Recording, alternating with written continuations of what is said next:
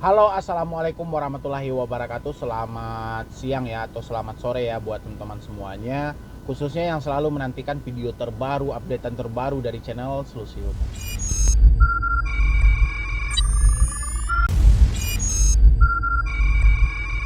Terima kasih ya buat teman-teman semuanya yang selalu mensupport, selalu mendukung, atau selalu menantikan video terbaru, updatean terbaru dari channel Solusi Utang. Saya ucapkan ribuan terima kasih berkat supportan Anda semuanya atau dukungan dari Anda semuanya, sehingga channel ini sampai detik ini masih berkembang, masih bisa memotivasi orang banyak. Ya pastinya bisa membantu Anda selalu, khususnya bagi Anda yang stres, panik, yang begana begini segala macam, dia tetap hadir di kita selalu mendorong semangat Anda yang sudah lemah, mungkin sudah stres atau kayak mana ya. Oke, jadi seperti judul video kita hari ini karena banyaknya pertanyaan, pinjol datang ke rumah bawa pengacara, Bang. Ya. Yang biasanya debt collectornya aja yang datang. Ya. Tapi bukan membawa pengacara aja, banyak juga yang lainnya dia ngancam bawa OJK lah, bawa dari kepolisian lah. Sekarang bawa pengacara gitu loh. Ya. Saya karena menarik, karena ini kontennya cukup menarik ya bagi saya ya. Karena saya belum bahas pinjol membawa pengacaranya ke rumah debitur yang gagal bayar. Jadi saya mendefinisikan suatu hal yang agak aneh gitu ya. Tapi sebelum saya lanjutkan untuk bahas video ini, bagi teman-teman semuanya yang belum support channel ini, silahkan disupport dulu, silahkan di like, di share, dan di subscribe juga. Pastinya Anda harus berbagi ke semuanya, karena saya yakin di luar sana masih jutaan orang yang terjebak di pinjaman online dan kesulitan. Silakan Anda support dulu. Semoga saya makin semangat lagi, makin gigih lagi mencarikan solusi dan motivasi buat Anda semua.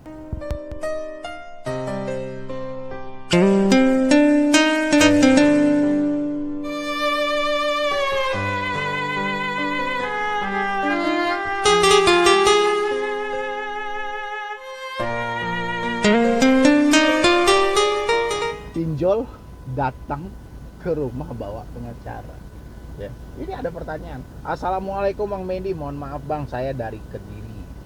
Ya, Kediri berarti Jawa Tengah ya. Ini Bang, saya diancam oleh pinjol. Katanya mereka mau datang ke rumah bawa pengacara ataupun penasehat hukum. Apakah benar Bang, saya bisa dipenjara atau diproses? Ya. Yang dalam kepala saya, ketika ada pinjol yang mengancam atau DC pinjol yang mengancam akan bawa pengacara ke rumah debitur, apakah rumah debitur ini pengadilan? Ini loh ya. Yang setahu saya pengacara itu linknya ke pengadilan, karena dia penasehat hukum, orang yang mengerti segi hukum.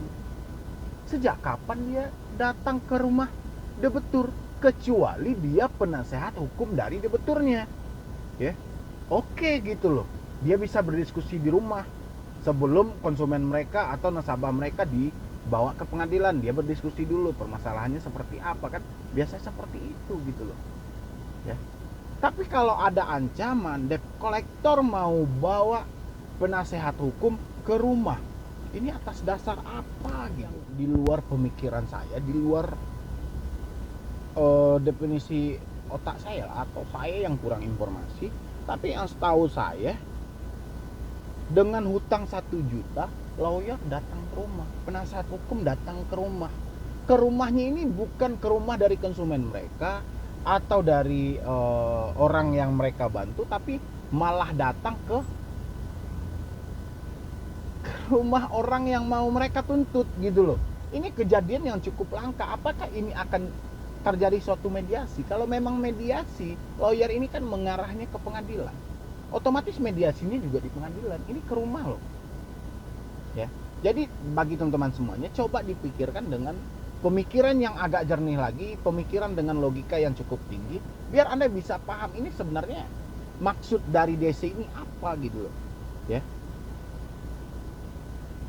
Jadi saya kalau ketika ada suatu ancaman dari DC yang seperti ini akan membawa pengacara ke rumah debitur, jadi saya perlu bertanya, apakah debt collector ini waras ya?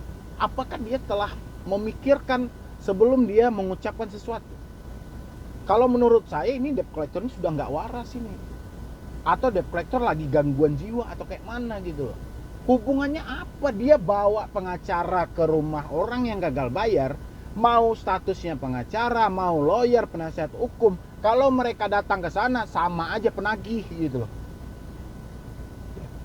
Makanya saya bilang ketika ada DC yang mengancam hal seperti ini kalau saya rasa DC-nya udah nggak waras lagi nih, ya. Sekarang saya pikirin DC itu ngomong itu udah kayak orang pikun gitu loh. Orang yang sudah uzur, sudah lanjut usia. Jadi sehingga omongan dia yang keluar ini tidak sesuai lagi dengan fakta yang sebenarnya. Dan lebih aneh lagi ya. Debetur malah takut akan hal ini gitu loh. Coba Anda pikirkan dengan pikiran Anda yang jernih, apa hubungannya? Ya. Kalaupun iya, misalnya ini iya nih. Misalnya datang debt collector 2 orang. Yang satu katanya debt collector, yang satu datang penasihat hukum. Dasar penasihat hukum datang ke rumah orang ini ngapain? Ya. Berarti sama-sama menagih dong dua-duanya. Ya. Makanya saya bilangin ucapan debt collector tidak masuk akal gitu loh. Ya. Kecuali lawyer atau pengacara, penasihat hukum masuknya ke pengadilan langsung diberikan surat, udah bertemu nanti di pengadilan. Baru ada gitu loh. Setelah nanti pengadilan mengarahkan itu ada jalurnya namanya mediasi musyawarah, yaudah musyawarah berarti di pengadilan, ya, atau musyawarah di kantor polisinya, itu baru ada. Tapi mana ada langsung debt collector bawa pengacara langsung ke rumah debetur. Ini kejadian cukup langka ini, ya. Masa orang yang mau dilaporkan habis itu pengacaranya malah datang ke sana gitu loh. Jadi ini tanda kutip ada apa gitu loh, ya.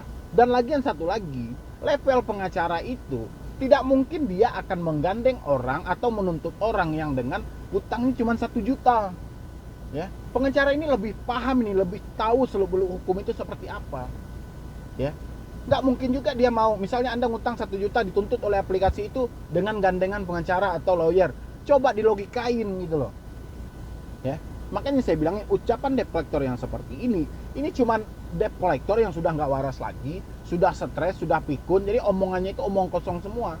Tapi anehnya sinyal itu ditangkap dengan bagus, sinyal itu direspon dengan maksimal oleh debetur yang gagal bayar. Sehingga dia juga ketakutan, akhirnya muncullah pertanyaan seperti ini. Bang, benar nggak ya pinjol datang ke rumah bawa pengacara? Emang mereka mau sidang di rumah itu? Emang mereka mau ngapain? Emang dengan adanya pengacara terus Anda adakan uang gitu loh. Pada dasarnya Anda gagal bayar itu uang tidak ada, pemasukan tidak ada, pekerjaan sudah susah, Anda di PHK, dikurangi karyawan dan macam-macam sebagainya gitu. Jadi pengaruhnya dengan lawyer datang ke rumah Anda apa, dibawa oleh debt collector, apa pengaruhnya gitu loh. Ya. Jadi buat teman-teman semuanya, berpikirlah lebih maksimal lagi, coba dipertimbangkan lagi. Bukan berarti semua ancaman DC itu di dalam logika yang sebenarnya tidak. Terkadang cuma ucapan orang lagi stres, ucapan orang yang tidak berpendidikan, ucapan orang-orang sampah yang tidak ada bermutu. Tapi sayang banget, itu semua itu Anda cermati dan Anda sematkan dalam pikiran Anda sehingga Anda ketakutan gitu loh. Ini yang anehnya di sini, ya.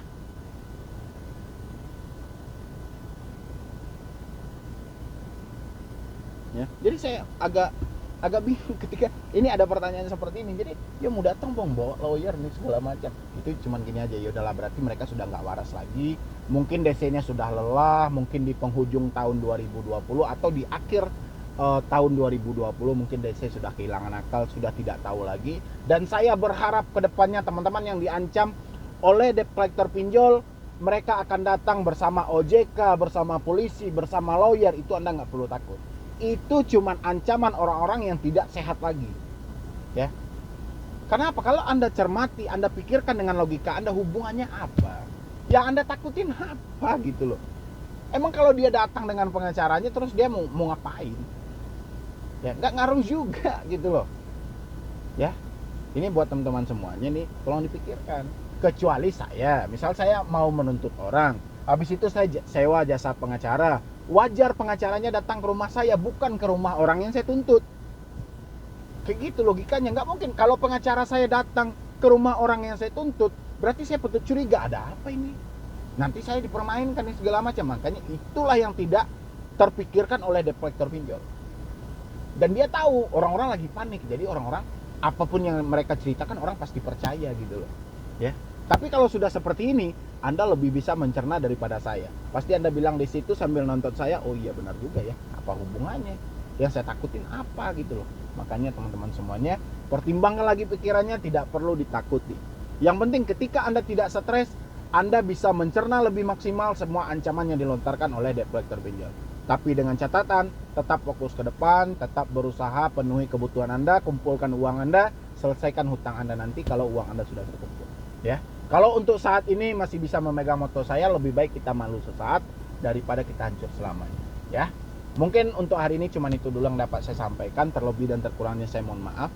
Nanti buat teman-teman semuanya yang mau konsultasi atau diskusi sama tim saya, silakan di nomor yang ada di deskripsi. Atau Anda juga mau japri pribadi dengan saya, silakan di Instagram yang nampak di layar Anda. Silakan Anda follow. Dan sekalian juga Anda jangan lupa support juga channel ini, supaya channel ini terus berkembang lagi dan terus berkembang lagi.